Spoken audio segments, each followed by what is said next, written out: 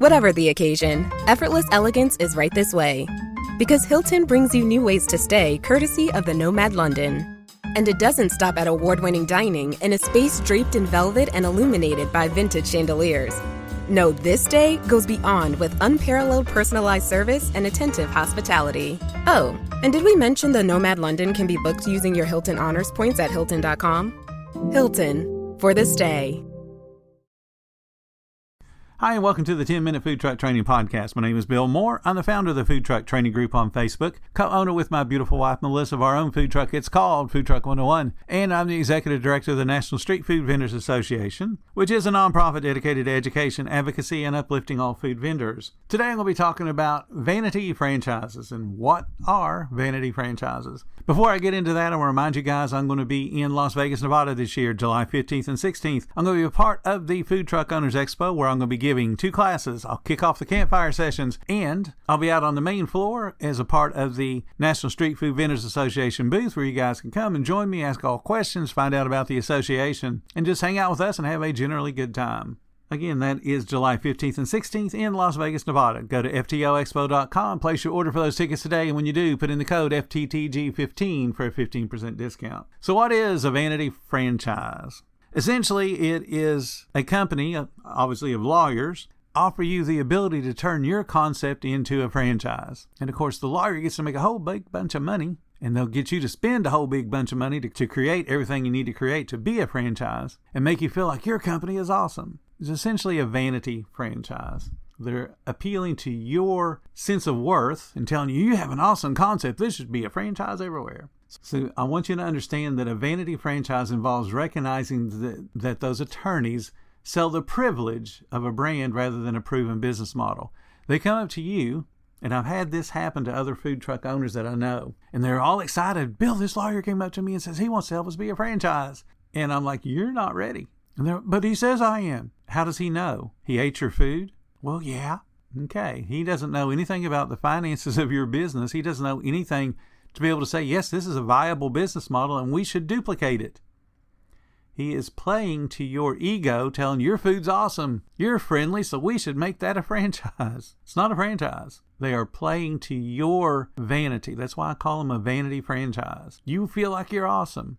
And there are many of them out there. Many of them, and they're not ready to be a franchise because they don't know what to do. I'll give you a couple examples. There is one that aggressively, on many of the Facebook groups, of course not on ours because I don't allow ads, but on other Facebook groups, they talk about, be a franchise of our amazing product. And then they'll show their food truck. And the food truck visually isn't really exciting.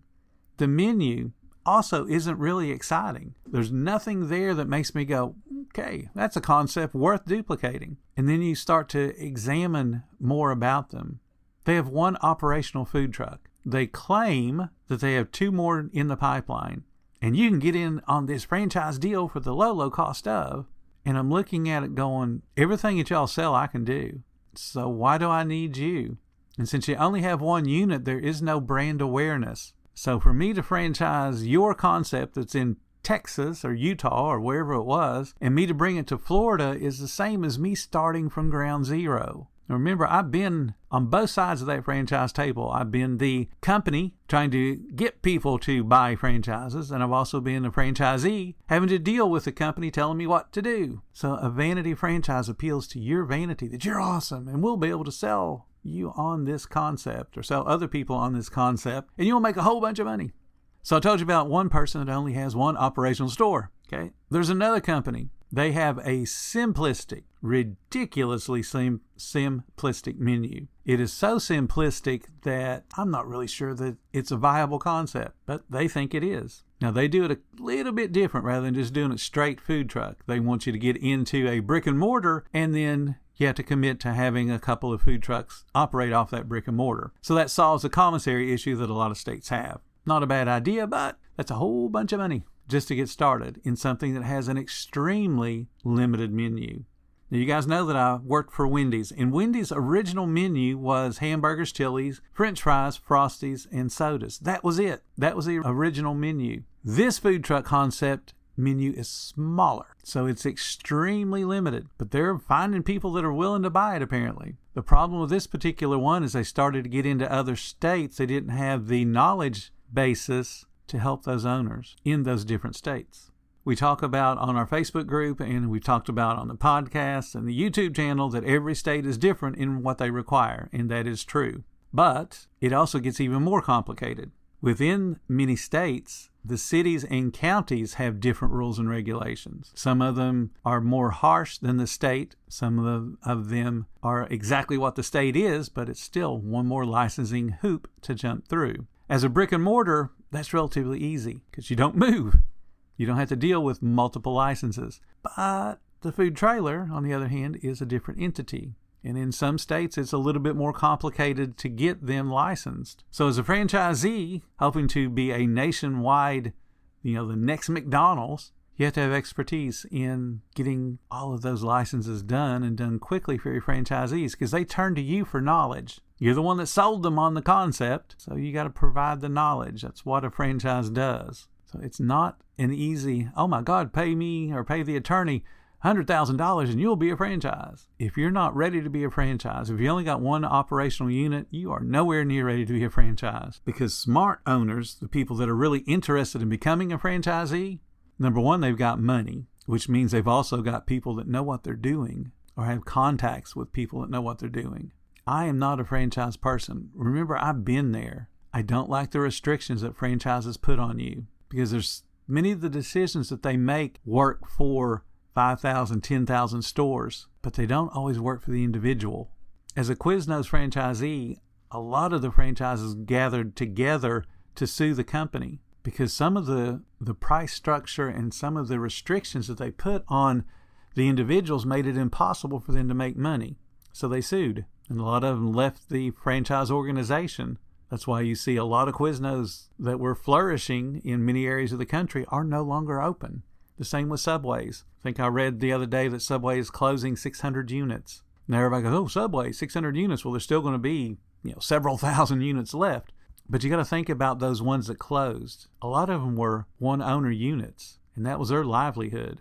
And now it's closed, now it's gone. There's a guy that does YouTube videos that's a fairly recent, I'm pretty sure it's Subway, a pretty recent Subway franchisee, and he's talking about how easy it is for him to make money. And the numbers that he's putting up on the screen, I'm looking at going, you're not making money. You're leaving out so many details. So he's making it sound like being a franchisee is super easy, and it's not. It is absolutely not because of the restrictions. If you're thinking about creating your own franchise, because you have an awesome concept, there are a lot of concepts out there. Not everything should be a franchise. And certainly just because some random attorney comes up to you and orders a sandwich and then comes back a little bit later and says, hey, this is awesome, I think you could be a franchise. Now, they're trying to appeal to your ego and get you on the hook for many tens of thousands of dollars. So the attorney gets to make a whole bunch of money and you get to create a whole bunch of work and maybe never ever sell a franchise. But you can say you're a franchise company. Yay. The one I was telling you about, I know they have been trying to sell franchises over a year, and they still only have a single unit. They have no franchisees signed up. The other one I was telling you about has a number of operational units, but not very many. And again, the menu is so restrictive, I can't see them being successful long term. Their menu is so restrictive that I think that their concept is wrong. What I think they should do is like Hunt's Brothers. Now, Hunt's Brothers is a single item franchise. They sell pizza and they provide you with all the training and they provide you with all the food and everything to sell pizza, but it's not a standalone. They sell it to convenience stores or franchise it to convenience stores. So you walk into a convenience store that'll have the Hunt's Brothers banners out front or logos on the windows and stuff. And in that convenience store, there'll be a small corner set up for them to do the pizzas. And they also do chicken wings now. That makes sense because you're franchising to somebody that already has a viable business, that already has the clientele coming in, and now they've just added on a product line where they can be relatively profitable and turn that little corner that they're taking up into a profit zone. Whereas before, it probably had nothing but maybe shelving and that type of thing, and they're selling bags of chips or whatever. Well, now they got a corner that's selling, a $13 pizza. In this one food truck that I'm talking about, or this one company, the menu is even more limited than that. There's variations within their core product, but it's still the core product. It's like taking a hamburger, you can put cheese on it, now it's a cheeseburger, you can put bacon on it, now it's a bacon cheeseburger, and so on. That's essentially what they have, a single product that they're turning into a franchise. It would make more sense if they would franchise it out or license it out to existing businesses. It would be far less risky. So the bottom line for all of this talking about franchises, I want you to understand, just because you're profitable does not mean you're ready for becoming a franchise. Just because somebody steps up to you and says, hey, you got an awesome cheesesteak, you should be a franchise, doesn't mean you should be. You need to grow from 1 unit to 2 and have both those units be profitable. Then maybe you can talk about becoming a franchise. Going into becoming a franchise is going to be a big, big step. There are people that I'm working with right now that both of them probably could end up being franchises. They both have concepts that make sense, and they both have the policies and procedures and standards all in place already to make the transition to becoming a franchise much, much easier. So they've already done a lot of the groundwork. But I worked with somebody a number of years ago, and they sold Philly cheesesteaks. And they had somebody come up to them and wanted them to be a franchise. Oh, yeah, we'll help you. We'll make you a franchise. Because we got like 6 other sites we'd love to have you in. We'll help you become a franchise. And they were nowhere near ready. They weren't profitable with their 1 unit. So why would you want to franchise out something that isn't profitable? Because that should be the first question on anybody's list when they're looking at a franchise is how profitable is this opportunity? And if you can't demonstrate profitability off of 1 food truck, you're not going to be able to sell a second one. But if you can grow from 1 to 2 and demonstrate profitability in both of them, you got a chance at least of being able to sell a franchise. But until then, just grow what you have within your business. Build your company. And then start to become a franchise or start to look into franchising out or licensing out your concept. Don't fall for it when somebody sends you an email, because we get them all the time. Hey, we see you're a business. Would you like to franchise? No, I would not. You know exactly nothing about me. So don't fall for the vanity franchises. Thank you guys so much for listening to the 10-Minute Food Truck Training Podcast. If you're finding everything helpful that we do, please consider subscribing.